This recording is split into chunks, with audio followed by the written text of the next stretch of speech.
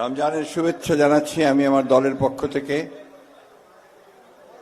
আমার দলের চেয়ারপারসন দেশনেত্রী বেগম খালেদা জিয়ার পক্ষ থেকে, ভারপ্রাপ্ত চেয়ারম্যান জনাব তারেক রহমানের পক্ষ থেকে।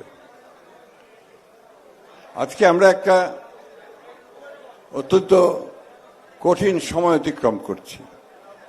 একটা মুক্ত পরিবেশে আজকে যদিও আমরা এই ইফতারের আয়োজন করতে সক্ষম হয়েছি, কিন্তু আমরা এখনো আমাদের গণতন্ত্রে যে ফিরে যাওয়ার সেই পথ সম্পর্কে আমরা খুব পরিষ্কার কোনো দিশা খুঁজে পাচ্ছি না।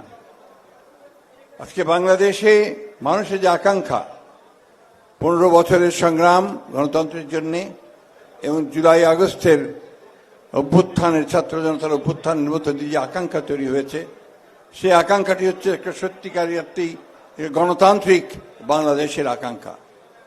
সেই আকাঙ্ক্ষাকে বাস্তবায়িত করতে হলে অতীতে যেমন আমাদের একটি ইস্পাত দৃঢ় ঐক্য গড়ে উঠেছিল, ঠিক এখনো সেই দৃঢ় ঐক্য অত্যন্ত প্রয়োজন। এখন প্রয়োজন নিজেদের মধ্যে সমঝোতার মাধ্যমে, আলোচনার মাধ্যমে সমস্যাগুলোকে নিরসন করা। একটা প্রশ্ন খুব স্বভাবতই সামনে এসে দাঁড়াবে।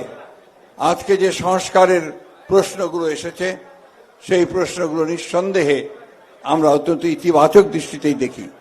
কারণ আমাদের দলই 2022 সালে আমরা এই রাষ্ট্র সংস্কারের যে রূপকারের যে আমরা 31 দফা দিয়েছিলাম, আমাদের সমস্ত সঙ্গী যারা ছিলেন রাজনৈতিক দলগুলোর, যাদের সঙ্গে আমরা লড়াই করেছি, তাদেরকে সঙ্গে নিয়ে আমরা 31 দফা প্রণয়ন করেছিলাম, জনগণের সামনে উপস্থাপন করেছিলাম।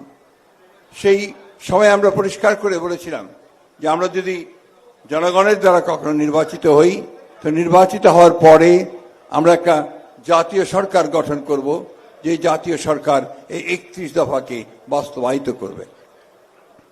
বর্তমান অন্তর্বর্তীকালীন সরকার 6টি কমিশন তৈরি করেছেন। 6টি কমিশনের মধ্যে 13 একটি সংবিধান কমিশন রয়েছে, যে সংবিধান কমিশন সংস্কারের প্রস্তাবগুলো দিয়েছে। আমার মনে হয় প্রত্যেকটি রাজনৈতিক দলের কাছে এটা পৌঁছে গেছে। নির্বাচন সংক্রান্ত তারাও সংস্কার দিয়েছেন, সেটাও পৌঁছে গেছে।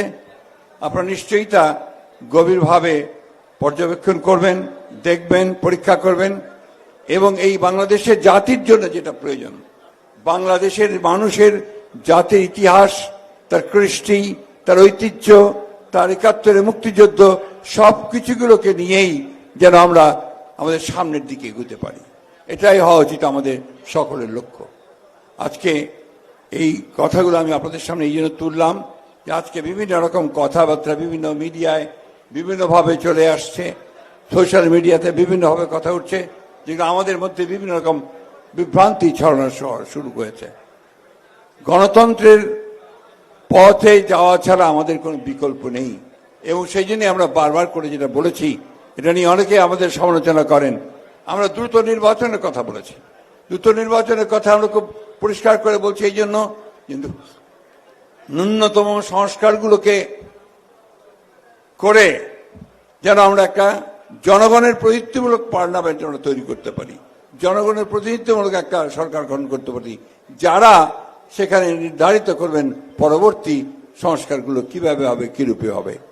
আমি আশা করব আজকের এই ইফতার মাহফিলে আপনারা যারা এসেছেন আমাদেরকে অনেক অসংখ্য ধন্যবাদ জানাচ্ছি এবং আপনারা অবশ্যই এখানে আমাদের আতিথেয়তা গ্রহণ করবেন, ভুল ত্রুটি ক্ষমা করবেন।